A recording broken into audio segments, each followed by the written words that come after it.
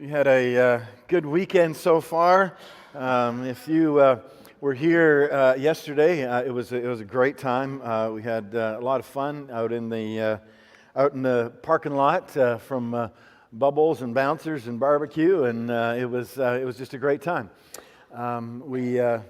Lots happening. I would encourage you to make sure you take a newsletter because there's still more to come yet, even in October. Well, let me start here. If you've been here for several weeks now in a row, then hopefully, the book of Habakkuk is not something new to you. And hopefully, it's something you're growing a little bit more and more used to and understanding a little of the background of who the prophet was and what was happening in his life. But one of the things that I have hoped that you would gain over the course of these weeks is out of this little known and oftentimes little read book is just how much this book and this passage that we'll deal with today has really impacted my life, how it has shaped every aspect of who I am. This is the picture of where I essentially get my job description. This is what I believe God has called me to. It tells me what to do and provides for me kind of the framework of how I should do it. It's the picture that I turn to when I feel like throwing in the towel and just enough of this. This is what always draws me back, and it's in this little known and little read book of Habakkuk that I oftentimes find comfort in times that are confusing. When we look around our world and we're just not sure what's going on. It's the place that I go to when there are difficult times and I need hope. It's the very picture, I believe, of not only how God would guide me and how I should conduct myself, but I believe that it's the very picture of what we as followers of Jesus Christ ought to be and become. And in the middle of all of this, as I've thought through this more and more over these last weeks, I can't help but wonder what would happen if not just one or two of us, what would happen if not just even a small handful of us, what would happen if every single one of us not only agreed with this, but if we actually did it? What would happen if every single one of us stood our watch? You see, in this little-known book, it's where we find answers to questions. It's where we find promises to hold on to. It's where we find hope to look forward to. But it also is where we find a job that must be done, a job that we must do. And the same questions that many of us are asking and many of us have asked over these last weeks and months even in our world and in our culture are the very ones that the prophet asks at the beginning of this letter, where he cries out to God and he says, why? Why aren't you doing something? When will you do something? Well, and we know that after that, we find that God begins to point him beyond himself. He begins to point him beyond just his own limited perspective and begins to open up for him his own perspective. And that's where the promise is found. That's where perseverance is found in the midst of it. And that's where hope is found ultimately at the close of this short book. But the one thing that I gain the most from, the greatest impact, if you will, that this entire book has on me is found in a verse that you might have heard before. It's in chapter 2 and verse 1, where it says, I will stand my watch. I will set myself on the rampart and watch to see what he will say to me and what I will answer when I am corrected. Now, just as a reminder, we know what's happening, right? He starts off at the beginning where he cries out to God and he's looking out his front door, he's looking out his windows and sees what's going on in his culture, and he cries out to God and he says, when, God, will you do something? How come you're not doing anything? And God responds to him and says, oh no, I'm doing something that's beyond what you would ever even imagine. And then God begins to tell him what it is that he's doing. You remember what happens? And the prophet says, I don't really like that. Because he was answered him in a way that, it wasn't what he wanted, wasn't what he expected. And yet, at the close of chapter 1, we find the prophet putting himself intentionally in a position where he will change his own perspective. And that's essentially what he's saying. He's saying to God, all right, God, I will set myself here in a place where I can see. I will set myself in a place where I will watch and see what you are doing. I will listen to what you would say to me, and I will be willing to correct my perspective, change my course when you speak to me. Now, of course, in order to understand this, something we have kind of talked about, well, once or twice over the last 3 or 4 weeks, have we not? We need to understand, in order to understand it, we need to understand what a watchman is and what a watchman does and the significance of that. Remember, it was no small thing to be a watchman, the one who would stand up on the ramparts, one who would stand up on the tower and watch. And he was the one who would provide protection, the first alarm, if you will, for anything that might come against them. And that's what we've sought to examine over these last weeks. And you would remember that a watchman must be alert to what's going on. It does no good for a watchman to stand up on the tower and just put his feet up and fall asleep. It does no good at all. He needs to also remember that he's not the one who needs to make things happen. He's not the one who needs to try and manufacture something. No. He simply needs to be sensitive to what God is doing all around. And he will be committed to doing something about it when he sees it. Simply put, a watchman will be already committed to act. He will be predetermined to obey when God shows him what he is doing.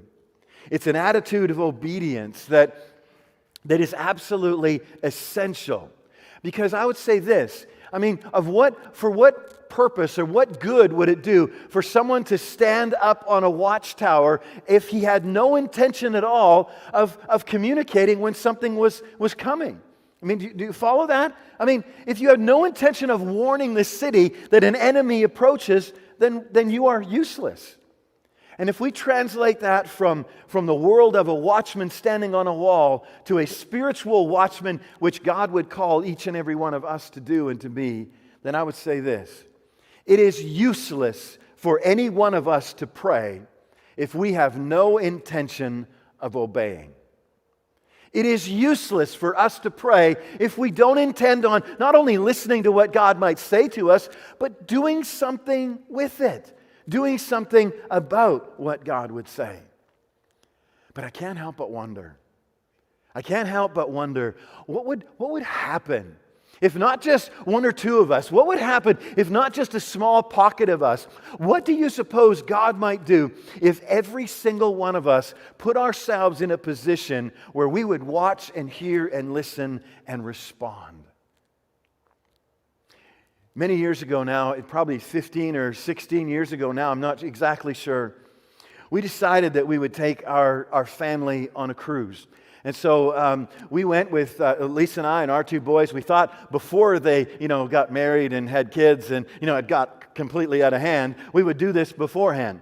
So we took those two and a mother-in-law with us, and we went on a cruise.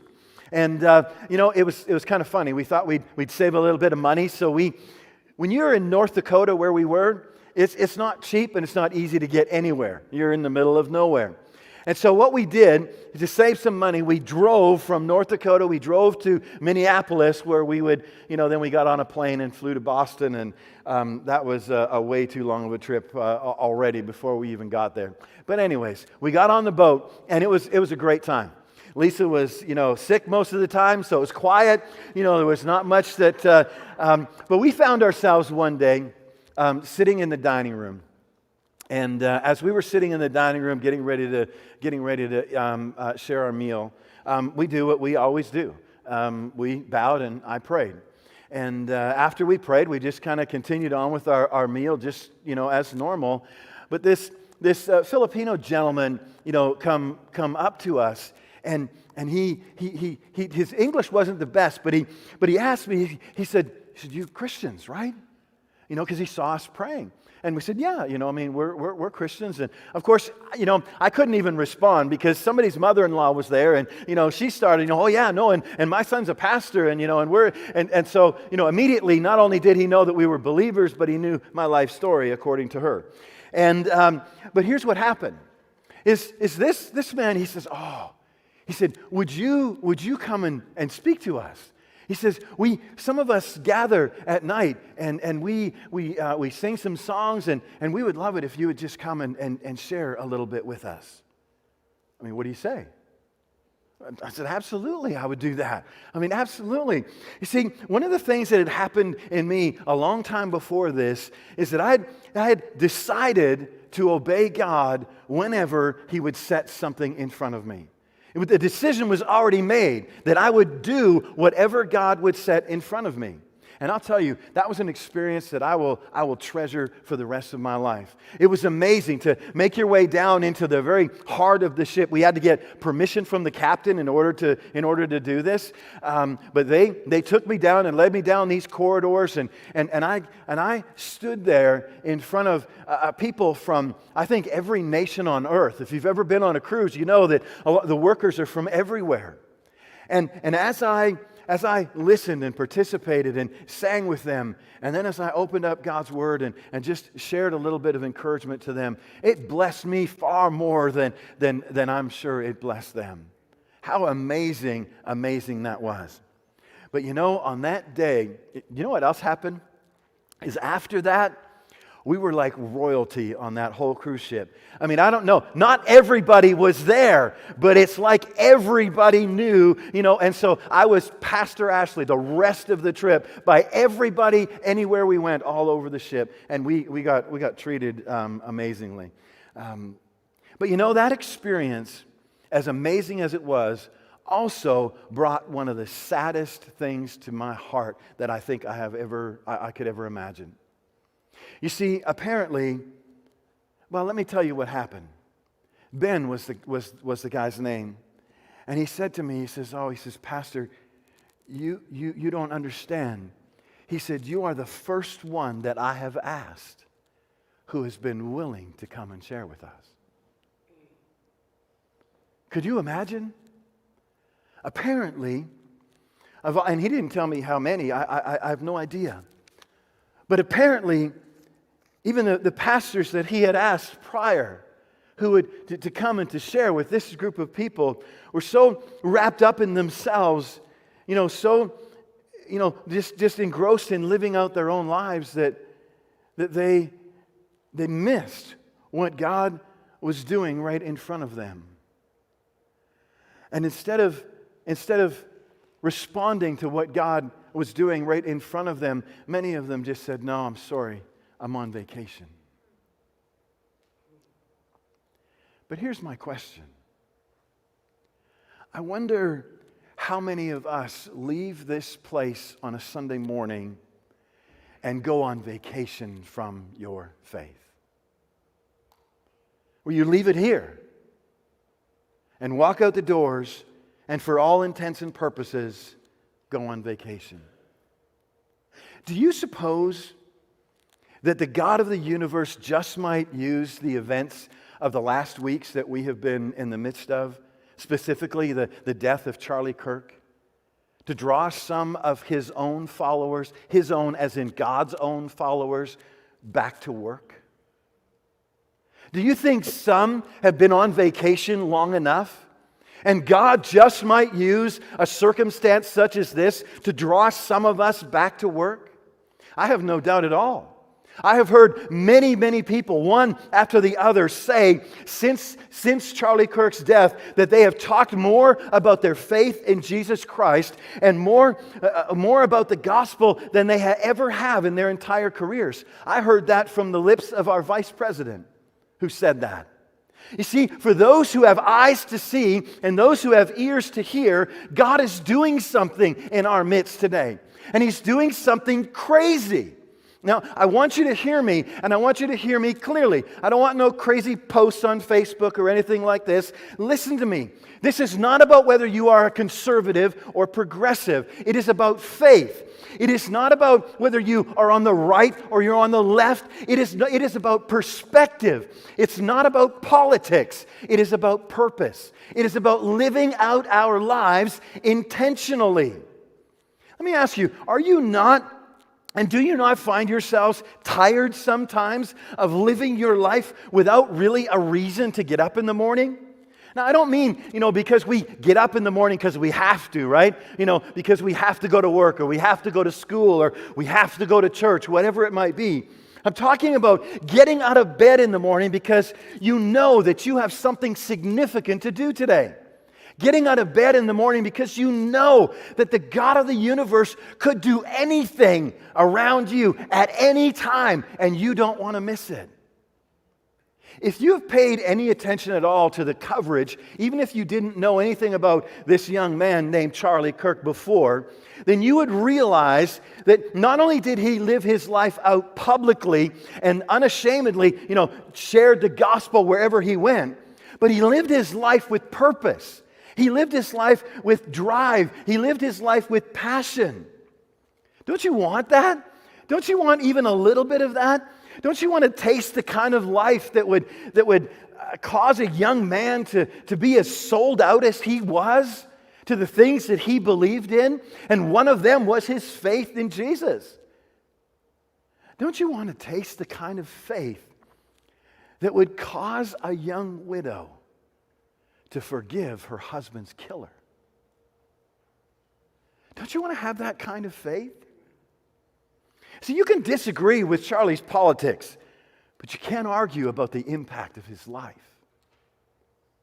And do you suppose that the God of the universe just might use the death of a young man to draw attention not only to a life of faith, but to the gospel message itself? Again, I have no doubt whatsoever. I mean, just last Sunday afternoon, I don't know how many of you watched it, but I found myself watching most of a 4 or 5 hour memorial service, that was amazing. Because from one person after another, they all, even if they didn't understand it completely, they all talked about Jesus. They all talked about faith in Jesus. And tens of millions of people heard the name of Jesus just because they were curious about this young man and the impact that he had made. You can't argue with that. It is absolutely crazy what God could do, even out of a horrific situation. You see, I believe that we are all searching for purpose. And if you are a follower of Jesus Christ, then what we have been talking about over these last weeks, will not only bring ultimate purpose to your life, but it will set you on a path that, to be used by God in ways that you couldn't even imagine. I mean, if God can use a young man, named Charlie Kirk, even long after he is gone, don't you think he could use you and I today? Again, it is not about politics. It is about what we read about in the Old Testament, where it records for us that the men of Issachar understood the times in which they lived and knew what they should do because of it.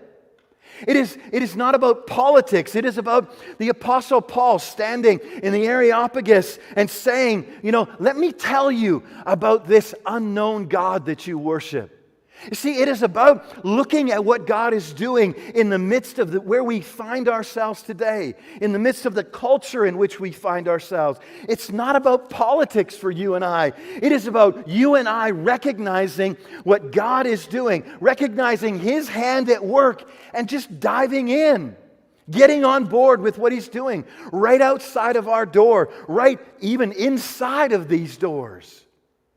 It's seeing what He's doing and just jumping on instead of saying, I'm on vacation today.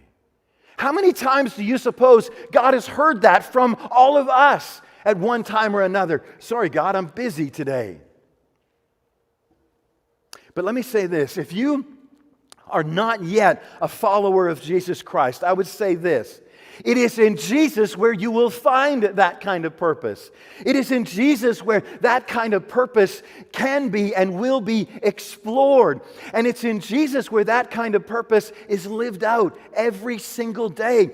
This is what Jesus was pointing to when he says, I have come that you might have life and that you might have it more abundantly. It is to get up in the morning and know that you live for a reason, that you are here for a reason, and for as many days as God might give us, that He just might use us in amazing ways. That is purpose. I mean, I'm hoping that you are beginning to see now why our mission here at Waypoint is summarized by simply saying this: we are a people finding purpose together. See, that's not just a slogan that we come up with that we could put on everything that we do, or even out front in our sign in our building. It is who we ought to be. It is who we ought to strive to become. But to see these things happen, we have to make another one of those defining decisions. Remember those? We've been talking about those all month long. Talking about how we must decide to stand, how we must decide to watch, how we must decide to listen. Well, today we talk about we must decide to respond. Deciding to act. Imagine the things that God would do in us. Imagine the things that God would do through us if we lived with the kind of conviction and purpose that that young man who's been all over the news lived with. Imagine if we got up in the morning, every single morning, and said to God, here I stand. What are you going to do today? Open my eyes so that I might see what you are doing, so that I might get on board and be a part of what you are doing. And you see, I can't help but wonder. I can't help but wonder and get excited at wondering what would happen if every single one of us would stand our watch. At home, in our neighborhoods, at work, at our school place. I mean, everywhere we go. Do you suppose that God has placed you in your neighborhood, in your school, at your job? Do you suppose He has done that by accident? If you believe that you are where you are by accident, then your God is way too small. And you need to meet Habakkuk's God, the one who would move nations to accomplish His ends. And I wonder if we would not this morning stand before God and with all of our hearts just say, God, we will stand our watch. Imagine the impact of a city saturated with that kind of intention. Imagine the impact of a whole region saturated with that kind of prayer, where God's people would get up in the morning and just say, God, use us. Open our eyes. I'm here. I'm watching. Show me what you're doing. What do you suppose God might do through us if just one person stood watch in every neighborhood?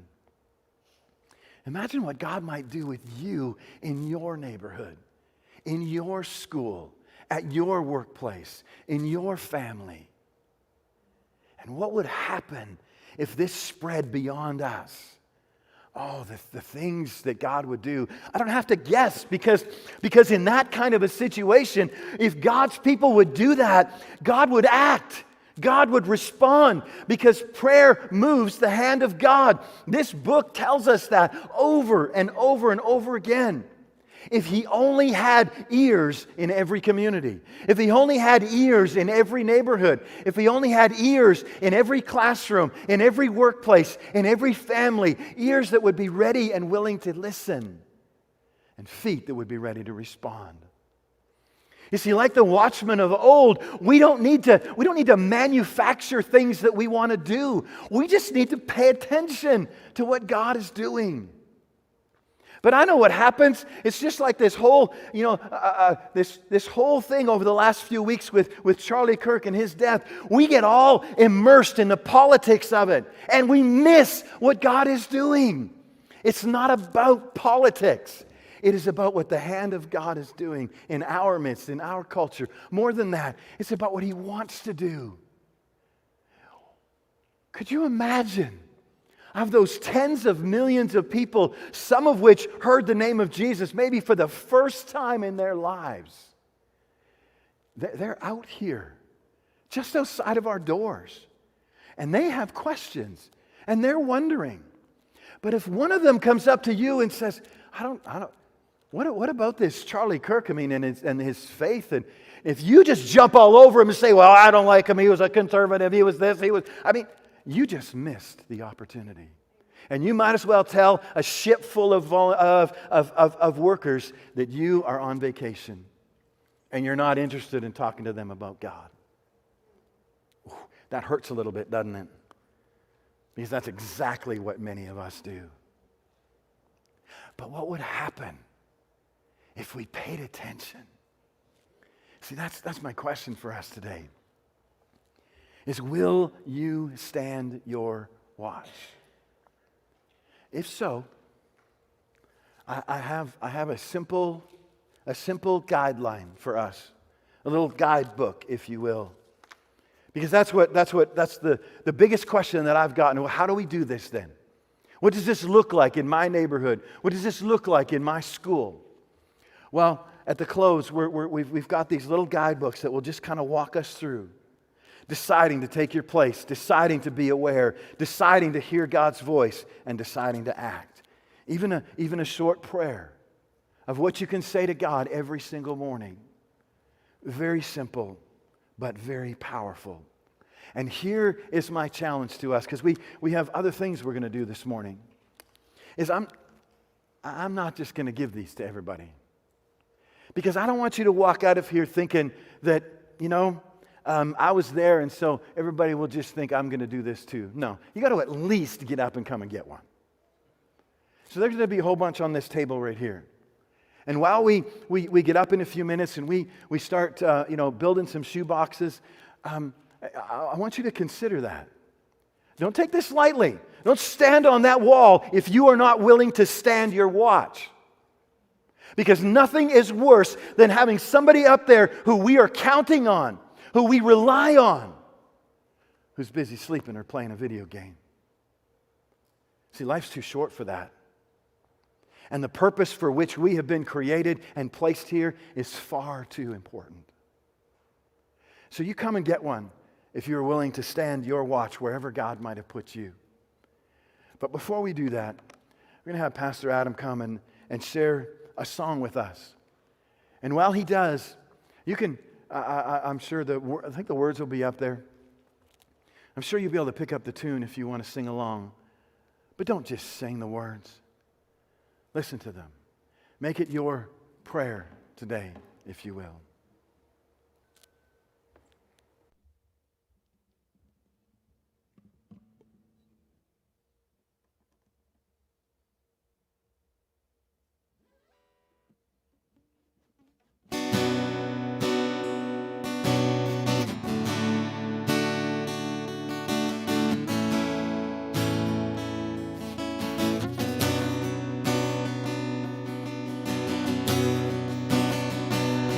Lord of all, I take my stand upon the ramparts around your land.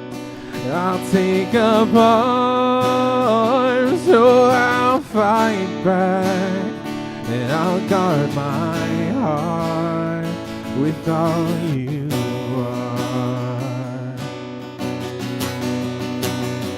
The belt of truth around my waist, righteousness plated across my chest.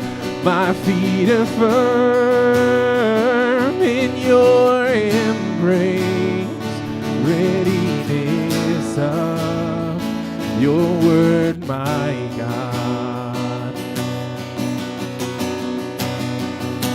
And by faith I'll take my shield to guard from arrows of the evil one.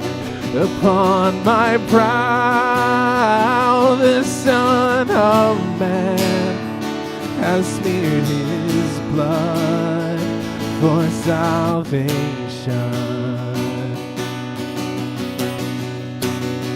Spirit of God, oh, be my sword, and always stay within my grasp.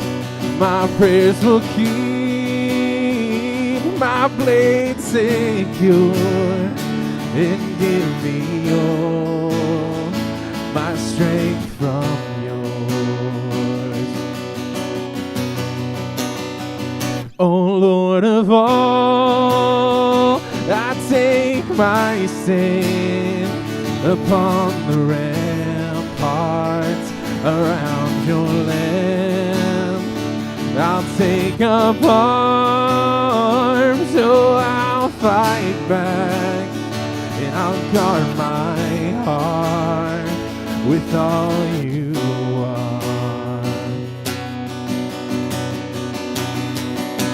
Men of God, oh, hear the call, and on that day we shall not fall.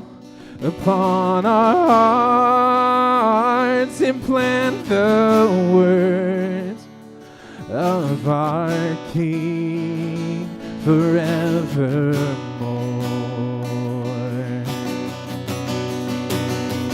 O Lord of all, we take our stand upon the ramparts around your land. We'll take up arms, so we'll fight back. We'll guard our hearts with all you are. We'll guard our hearts with all you are. We'll guard our hearts with all you are.